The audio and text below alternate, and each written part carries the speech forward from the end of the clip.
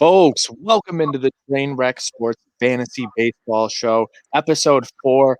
Ty B here, stepping in for Wake, and we got some guy named Steve and Nick here joining me.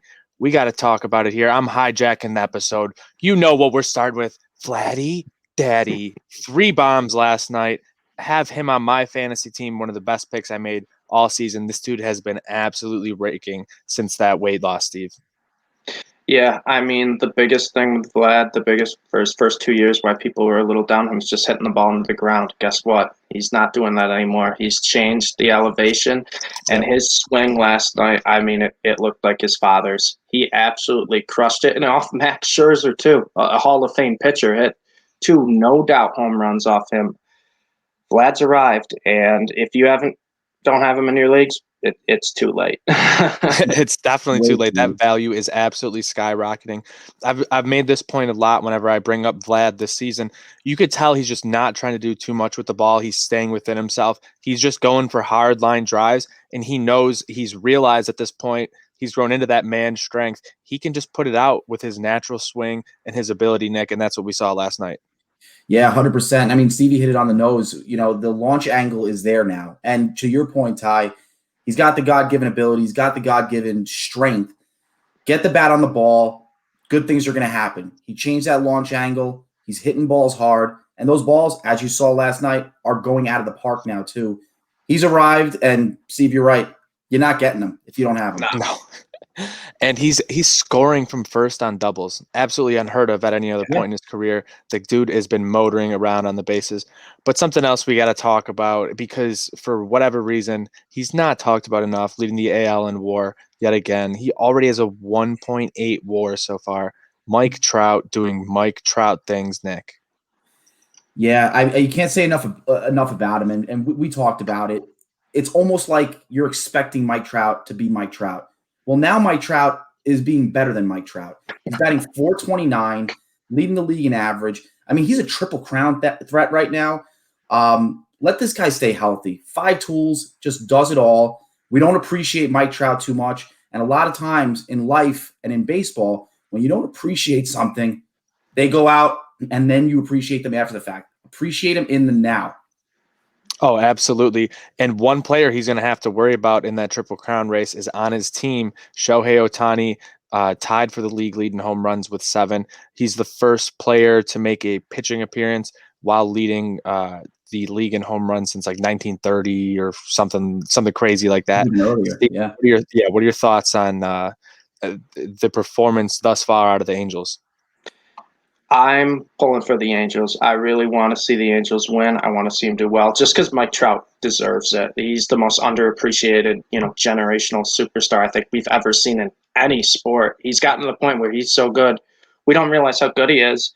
And oh, by the way, here's Shohei Ohtani, who is kind of almost perfecting the two-way player. His pitching, he's just still a little wild with the walks, but his pitches are nasty. He's striking out batters left and right.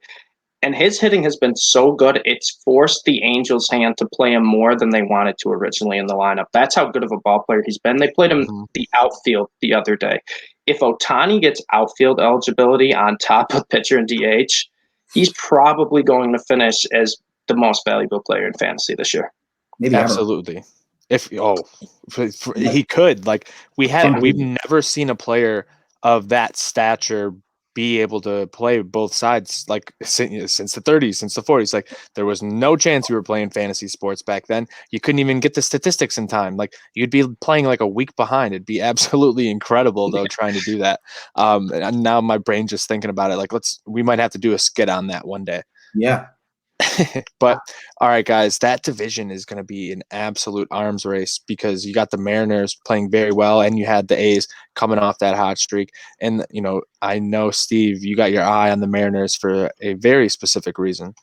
Yeah, I talked about him a few weeks ago. I'm hoping that it's a matter of time. Jarrett Kelenic should be up soon. The Mariners did, the little kind of bull crap. Oh, he's going to be up shortly. We just don't have a spot for him right now. Meanwhile, Taylor Trammell's batting 150.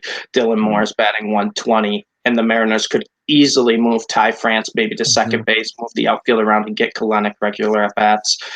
I think that, that statement right there is them saying, all right, it's going to be soon. And he was still under 50% owned last I checked. He was even lower than that a few weeks ago when I told you originally to pick him up. If he's available in your league, just grab him. Just hold on to him for a week. It's not going to kill your roster to have him. And this guy is a 5-tool superstar.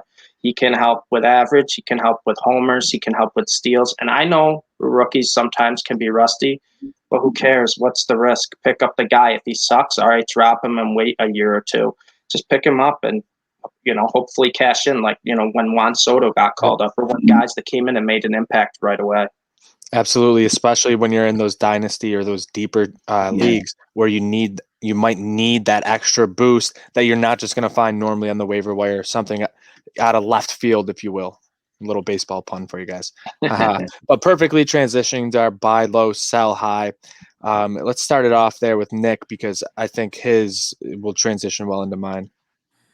Yeah, so my buy low is Luis Castillo. Luis Castillo's obviously had a concerning start on Sunday, but I mean, the entire early start to the season has been concerning for Luis Castillo. He's got a 6.29 ERA. But if you look past that, if you get a little deeper into kind of like those sabermetric numbers, he's only got like a 17% strikeout rate right now. That's very low for him, a guy that's usually around 29, 30%. So these are things that should open people's eyes. But the guy still has great stuff. He's going to figure this out. He's a young kid with a great live arm, great spin rate on all his pitches. He's one of those guys that when his numbers bounce back, he's going to be one of those guys that we might be talking about, moving to get some bigger pieces later on. I say you buy low on him. The upside is massive on Luis Castillo, and I think he's going to give you some really good stuff coming real soon as the weather starts warming up. And you had another buy low there. Looking at your Yankees. Yeah. Well, this is an ultra buy low. This is I'm not even considering it a buy low because it's so low. But the Yankees obviously are having issues behind the plate with Gary Sanchez. Aaron Boone came out and said that Kyle Higashioka has earned more playing time. Obviously he doesn't have as many reps as Sanchez, but he's batting .320. He's got either 5 or 6 home runs. He's driving the ball really well, hitting the ball really hard, and he's only owned in between 1% and 4% of leagues. So this is a guy that pick him up over the next week or two. You keep him on your roster. He might end up being the starter earlier than you think, and that's going to be a perfect guy to plug right in there, especially if he's riding high right now. Use him while you can. Yep, and to piggyback off of you, another one of those super value buy lows, Alejandro Kirk hitting 200 so far this year, but he's been getting some more opportunities in the lineup, whether it's at DH or at the catcher position, and the Jays need to get some offensive output out of their catcher position, because you're looking at Danny Jansen. He's got a .049, only 2 hits and 41 at bats, and his OPS plus is -39. You're not going to help your team out very much like that. So looking at Alejandro Kirk, last year he burst into the scene because we needed some help there at that catcher position. No one was hitting, whether it was Reese McGuire or Danny or anyone else. So you bring him in, he hit like 400, the last 20 games going down the stretch there. And it's like, hey, maybe he's ready now. Maybe he can step in and help this team. That's why he's the backup catcher this year, and he's getting more and more opportunities. If you're in a deep league, definitely pick him up. And if you're having some struggles there at the catcher position, maybe you're like myself, you got Will Smith and he's getting less opportunities and not performing as well as he had in the past few seasons. Alejandro Kirk is a guy to at least keep an eye on, to monitor over the upcoming weeks to see if his usage increases. But Stevie, what's your buy low? So I'm going a little bit of a different direction. I'm going with a guy who's, pretty big name, kind of underperforming so far this year, partly because the lineup's underperforming, and that's DJ LeMahieu, the New York Yankees. I'm going with next team here. DJ LeMahieu's a good hitter. He's a career .304 average hitter. He's batting .262 this year. I mean, you're going to see regression go the other way. He's just a consistent hitter. He's still got a very hard hit rate that's in line with his career averages. and he's not going to hurt your team by plugging him into the lineup, right? DJ LeMahieu, he's got maybe, 15 home runs, maybe 20 home runs in him. Maybe he'll steal like 5 bases. He's not going to be a league winner, but he's the 19th ranked second baseman right now in ESPN leagues. He can play first base. He can play third base. So he's got great, utility value. And he's a guy who, if someone like looks at his stats right now, it's very meh, 262 average, just 1 home run, nothing really too exciting. But the Yankees lineup should turn around. It's a hitter-friendly ballpark, and DJ LeMahieu is a guy you can plug into your lineup and not have to worry about the rest of the year. He's not going to hurt you, and I think he'll just be a steady source of average all year long. And I wouldn't be surprised if he ends the year above 300. Absolutely. I think Nick is right there with you. He'll agree with you all day long. Yeah. But let's flip the script, Nick. What do you got for your sell high? Sell high. I'm going to go with Wilson Ramos. As a catcher, it's a premium to have a catcher in fantasy that bats over 200. But then when you follow it up with some power numbers that he's putting up right now, the guy's got 6 homers and 9 RBI. Not common for this guy. So, you're going to see those numbers. They're going to start fizzling down. He's going to come back down to the pack. And eventually you're going to see, Wilson Contreras is already, hitting more. But you're going to see these guys overtake him when it comes to power. So in my opinion, right now, his value is probably the highest it could possibly be. So you want to strike while the iron's hot. If you have Wilson Ramos on your team, now is the time to dump him and get a couple of key pieces that you're going to need for the stretch when the summer, once the summer starts, to really make a run towards the end of the season. So sell high on Wilson Ramos. Although he is having a nice early of the season, I don't see it lasting. Absolutely. And another guy I'm on that, started the season really well and got a lot of opportunities because of some things that happened with the team due to injuries. I'm looking at Jake Cronenworth. He's 2 for 18 in his last 5 games. He's been taking a big step back. He is still the 6th ranked second baseman in ESPN fantasy leagues. But when you look at his versatility, second base, first base, shortstop, positionally, he still offers some good upside for someone looking to make a trade or a deal. If you're looking to get another arm or something like that, you can get rid of Cronenworth. I think this is closer to what his, numbers are going to be, around a 250 hitter, than what we saw, early on in the season where he was hitting 280, 290, 300. We're going to see that regression with the youngster, plus Tatis being inserted back into the lineup on an everyday basis, and you still have Kim there as well, who's going to be eating up big minutes for them. So, Stevie, who are you selling high on? First off, I just got to give Tatis a shout out what he did. 5 home runs in that Dodgers series, 2 off Kershaw, 2 off Bauer. First player in baseball history to have multi-home run games versus Cy Young winners and back-to-back games. Incredible. Also, he's on a 70 home run, 40 steal pace this year. That's decent. Could be the first player in baseball since 2006 to go 40-40 club. But my sell high is another guy who's had a phenomenal start to the season, Carlos Rodon of the Chicago White Sox. And I know this is a pretty bold one because he threw a no-hitter about a week ago. But Carlos Rodon he has a career 4 ERA, and he's always had problems with walking batters. He always had a very high walk rate. His last start, he didn't allow a run, struck out 8 batters, but he walked 5. And that kind of got me looking more into him and seeing what the, advanced numbers were. He's got his highest walk percentage since his rookie year this year, 10.8%. He's got a 0.47 ERA, which is phenomenal, but his FIP's 2.97. That basically you're going to see regression. It's going to go more towards, his career ERA, which is 4. And the big thing, he's giving up hard hits. His hard hit rate right now is 40%. It's guys are still hitting the ball off him, but the problem is they're just hitting them right at fielders. Opposing batting BABIP is 108. 108 of balls hit and play right now for opponents. The MLB average is 300 for that. So that's unsustainable. He can't sustain that. And the big reason, he's a sell high. The guy just threw a no-hitter. Everyone knows his name. Everyone probably tuned in from at least the 7th inning on to watch that no-hitter and saw, what he does. He's got good stuff.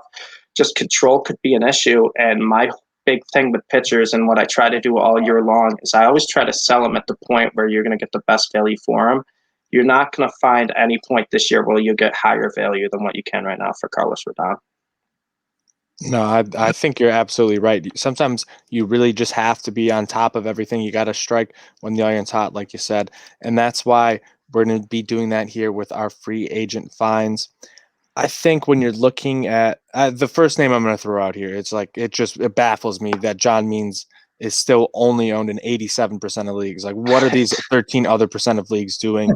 The guy has been absolutely lighting it up. Highest pitching WAR in the AL. He's sitting at third, just decimal points behind Mike Trout, to be honest. 2-0, 29 Ks with 1.5 ERA, 0.9 whip. That curveball has been absolutely unhittable. He's been spinning it in there, and we've seen a slight progression year over year from Means, and I think we're just continuing to see that. I think he might regress a little bit, but he's going to be an above average starter for the entire season.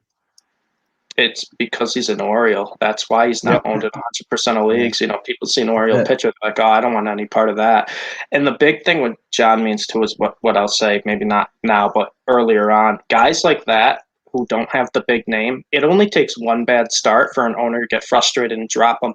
Always check the waiver wire for recently dropped guys. I grabbed John Means after, I believe, his second start this year in one of my leagues where I wasn't able to draft him. And since then, he's been lights out. Yep. Absolutely. So, Nick, who's your first free agent ad of the week? So my free agent ad of the week is going to be Colton Wong. Colton Wong has been on a tear lately. 4 out of his last 5 games are multi-hit games. He's only owned in about 25 to 27% of the leagues out there. And in every game he started, I believe he started 10 games. He started 10 games. He's led off every single game. So obviously he's going to get the at-bats. You're going to see the hits even when these numbers come down to earth. I mean, he's batting .333 right now. You're not expecting that to continue for Colton Wong. But even if he gives you 280, as a leadoff guy, he's going to get on base. He's going to get his hits. He's going to get plenty of opportunities for your fantasy team to rack up that hit column, to get some walks. He's still got some wheels, so he'll get some stolen bases as well. You know, second base is usually one of the weaker positions in the league.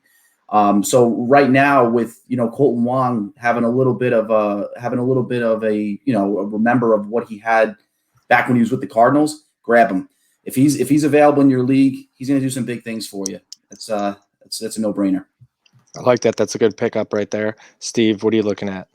So I wrote about this guy earlier today. I'm going with Jesus Aguilar of the Miami Marlins. And the big reason for him, like kind of with John Means, Miami Marlins, a team no one really wants to own players for, right? You know, you don't really care about the teams you think are, the poorer teams in the MLB. Jesus Aguilar, he's a great power hitter. And although he didn't start off hitting home runs this year, he has 5 home runs in his last 6 games, including one he hit earlier today. He's going to bat around 270, 280. He's one of those rare power hitters that's not going to kill you in average. And he's under 50% owned in ESPN leagues right now, which I think is ridiculous. He's still there. First base right now, kind of a weaker position to start the year. I think Jesus Aguilar, he's going to play every day for the Marlins. They don't have great hitters. He's probably their best hitter. He's going to hit in the heart of the lineup all year long. And it was only a few years ago Aguilar was an all-star who hit 35 home runs. This guy's got the ceiling to bat, 280 with a 30 home run season. And if you can get that as a free agent pickup, that right there is like what Freddie Freeman would do. High average with some good power. It may not be as good as what Freeman does, but Jesus Aguilar, you could get him for free. He's got 5 home runs in his last 6 games, but no one cares because he started the year slow. Pick him up now before people realize. And I got 2 guys here that I'm looking at, one on the upper tier of higher owned and one lower owned. The higher is Kyle Seeger, owned in 70% of leagues. I think that should be way more. He's been having a pretty solid start to the season, but 9-22 over his last 5 games with 8 RBIs, up to 20 RBIs total on the season.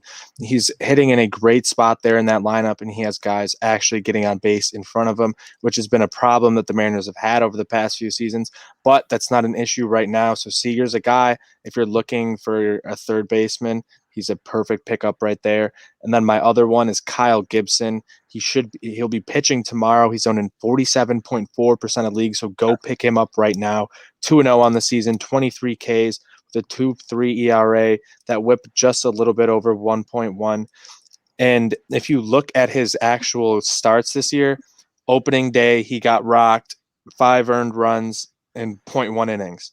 That's why his numbers are inflated. Since then, only 2 earned runs in 27 innings pitched, 4 straight quality starts. He's going up against Boston tomorrow. I'm going to keep riding Gibson. I think he's figured it out, and he's going to light things up for some people in fantasy. Yeah, I agree with that. That's a good pick. Yeah, I got another pickup too, kind of a pitcher. Same thing like Kyle Gibson. He's owned in 34% of leagues right now. It's Brady Singer of the Kansas City Royals. Last week I told you to pick up Danny Duffy, and then he had another great start. Now his ownership ballooned. I'm telling you to pick up another Royals pitcher today with Brady Singer. Brady Singer, why I like him, he's 24 years old, and he's a – there we go. We got an autograph card.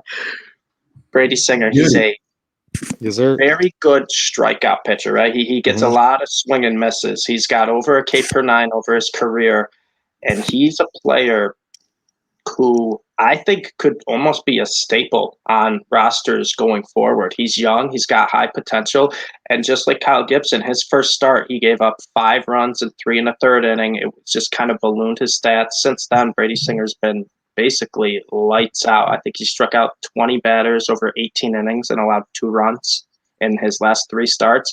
He's faced decent offenses too. I mean, the Royals have kind of seemed to be the surprise team so far this year, and a lot of it's kind of been pitching has been better than expected. Brady Singer's one of their younger pitchers and probably their highest upside pitcher. I would 34% is just stupidly under-owned. I have no idea how it's that low. Pick him up now before his next start. I believe he starts Friday against the Twins. So if you need a weekend start, Brady Singer's a great pick. No, absolutely. And talking about great picks, you got to choose Manscaped. They're coming out with a brand new lawnmower 4.0 with more enhanced features. You already know about how it's fully waterproof and the flashlight and the anti-nick technology. Well, guess what? An even better travel lock for everyone who's moving out and about, especially now that we're getting back to normal. Also, the trim guard with all new sizes, so it's not just one size fit all. You got different options, and the LED light improved 4,000K LED light now. Absolutely best when you're trimming your junk. Make sure you choose Manscaped and use promo code TRAINWRECK over at manscaped.com. Get yourself 20% off plus free shipping. Again, that's promo code TRAINWRECK over at manscaped.com. 20% off plus free shipping. All right, guys, let's talk about it here. Just a few things to look at for the next week or so in the world of baseball. Not necessarily just fantasy, but a few things to see. My first thing, it's happening right now. George Springer coming back for the Blue Jays. But what about you guys? I mean, that's going to make their lineup really deadly. As if the Jays lineup wasn't, good enough, Springer's going to make the Blue Jays lineup a force. And George Springer's another one of those guys. I don't know if he's going to bat leadoff right away for the Blue Jays, but if he comes out the gate and bats leadoff, he's a leadoff hitter who can hit a home run any chance he gets to the plate. And I love having a guy like that who has the power in the first spot. Yeah, he was a late addition to the roster today, so Kanzi wasn't able to activate him off the IL. Sorry, buddy, but everyone will be able to get him back on their roster tomorrow. He was just DHing today. Looks like he'll probably be getting back into the lineup. He's been running and doing everything and has done well. And I think we're going to see Nate Pearson soon too, but I don't want to get my hopes up too much. Nick, what are you looking forward to this week? Just the homer in me is saying to see the Yankees continue what they're doing.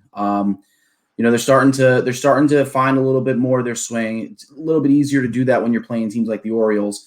But when it comes down to the situation that they've got behind the plate right now, Booney being very outspoken about that, it lights a little bit of a fire. So there's 2 things that can happen. Gary Sanchez can figure it out and go on a tear, or we get Higashioka, who's a solid defensive catcher, someone who's hitting the ball really hard right now. It's not going to hurt you in the lineup, not going to hurt you on the base paths. And now we're going to be getting Zack Britton back. We got some guys coming off of the IL, and I think the Yankees are poised to make a little bit of a run. and get back into this race. It's been a really awkward start for the Yankees this year, one that a lot of people were not expecting. I think we're going to see that turning around really soon, just from the last few games and the injuries coming to an end. Absolutely. And the Yankees might be making a push there in the AL East, a couple of wins strung together there. But a division that's having a little bit of issues, the NL East, right on the flip side there. No teams are above 500 in that one. When you look at it, it's one of the most competitive divisions in all of baseball. I hope someone starts to make a little bit of run there, because what we're seeing out of these teams right now is not the baseball that we expected from them. Yeah, I have a couple futures on the Braves right now, so I'm really hoping they turn it around. And they're a young team, with a young rotation, so I think they have a lot of promise turning around. Ian Anderson's finally starting to pitch better again, which is big, because if he can pitch like he did in the playoffs, that's huge for the Braves. And of course, the Braves have, in my opinion, probably one of the most electric players in baseball, in Ronald Acuna, where anytime he hits a home run, it feels personal to the pitcher. Yeah. He just rubs it in their face, whether he does the bat flip or how he runs around the bases. Probably one of the most exciting players in baseball to watch. And I'm really hoping he can kind of, jumpstart a Braves, little run. I will say this too about let's cool our jets, Mets fans. All right. So, I'm obviously, from Long Island. A lot of my friends are Mets fans, and I got to look at these Facebook posts and these Twitter posts. It drives me nuts about how they're worried about the pinstripes. Worry about your own team. You're not 10 games over 500. You're a 500 ball club. Worry about the Metropolitans, because they should be 8 games over 500 right now, and they're not. So worry about your team, Mets fans. DeGrom's pitching tonight, so they'll probably get one run of support. And it's going to be a DeGrom RBI. They'll lose 1 the 11th. All right, absolutely. Love to hear it. Love the banter between the Yankees and Mets fans. I'm always here for it. Nick, I have nothing but hatred for the Yankees. So them finding their game right now, it's like a dagger in my heart. But hopefully we gave everyone out there a bunch of good pickups and value plays to get on your fantasy team to help you win some games, because every game matters in fantasy baseball. You never know what can happen, and you got to get there into that championship game. So thank everyone for tuning in. I don't even know. How do you guys usually sign off this show? Sign it off how you want. There's so much pressure. Batters